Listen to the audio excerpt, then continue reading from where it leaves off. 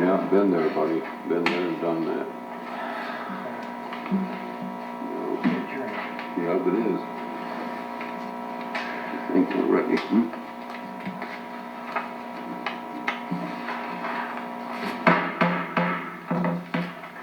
Good evening, ladies and gentlemen. Good evening to the board.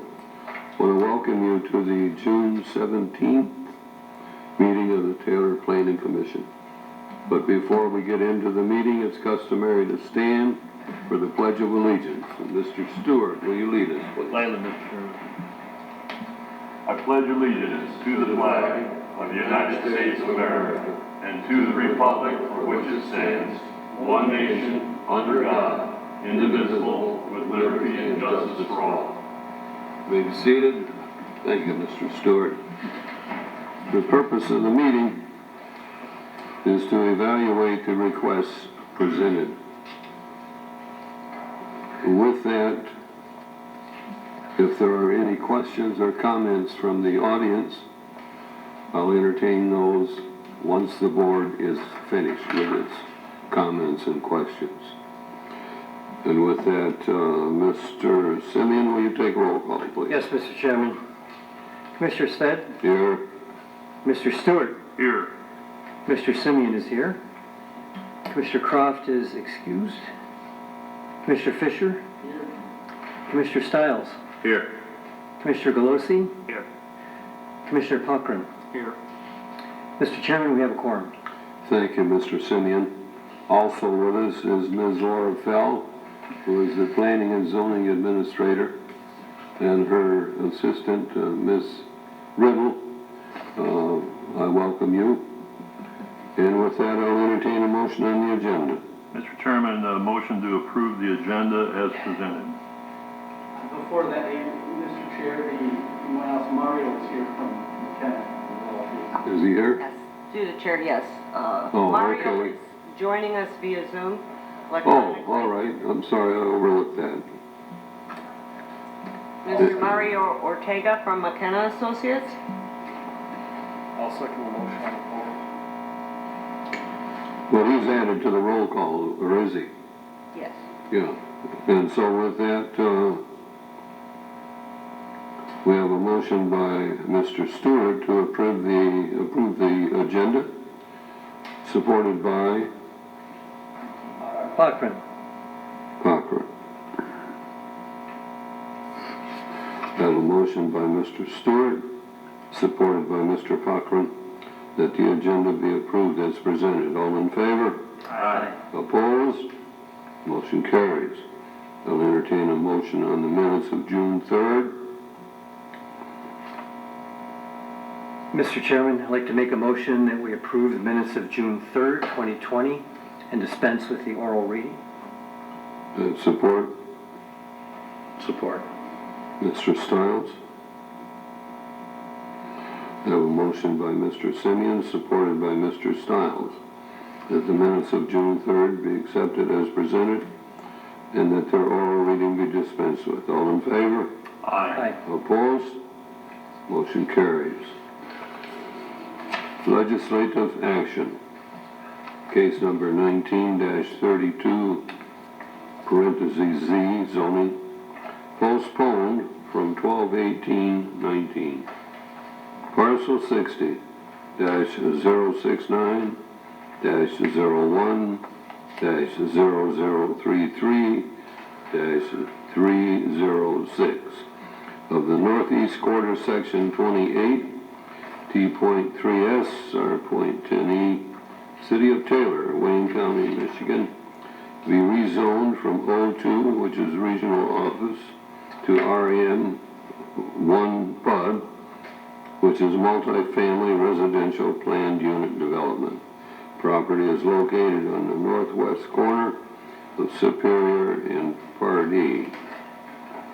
Related in the same situation is case number 19-01C PUD, Hampton Manor Assisted Living, postponed from 12/18/19. NW, the northwest corner of Superior and Pardee. The same property description. and there is a proposed development, Hampton Manor, assisted living facility, and mid to late memory stage care for construction of a 72-unit, single-story senior housing development. The petitioners are here. Would you step forward, please, and tell us a little bit about what we're doing and what you're asking? Give us your name and your address, please.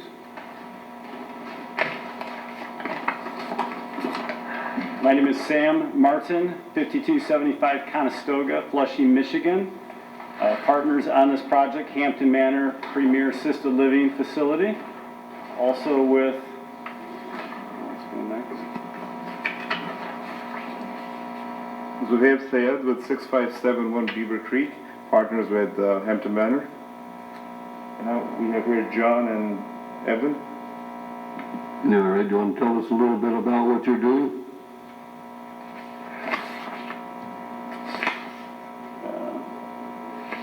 Basically, we're building a premier assisted living facility on the site, 72 apartments. We combine them with anybody that's independent all the way up to end-of-life care, and we also will have a memory care unit as well. I believe that's 14 units on the memory care side, 17.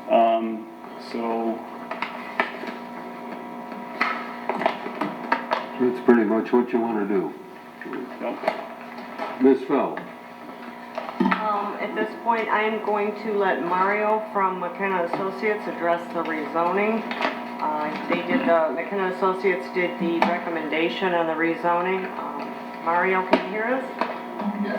Okay. Go ahead, Mario. Good evening, everyone. As Laura mentioned, I will be going over the rezoning aspect of this proposal. As with any rezoning, the first thing we turn to is the master plan. The master plan for this site designates it as a medium intensity for residential uses that are usually at a higher intensity or density than a single family.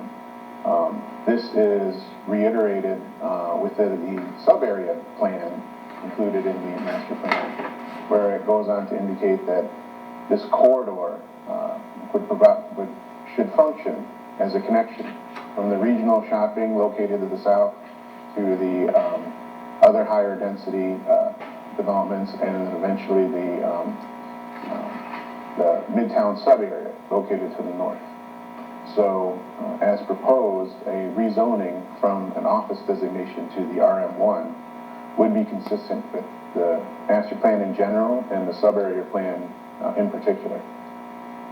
When we look at rezoning, we look at the other existing conditions, such as the site's physical characteristics. It's currently undeveloped, and it would be physically capable of accommodating the use. It's generally flat, no significant topography, no significant environmental features per se.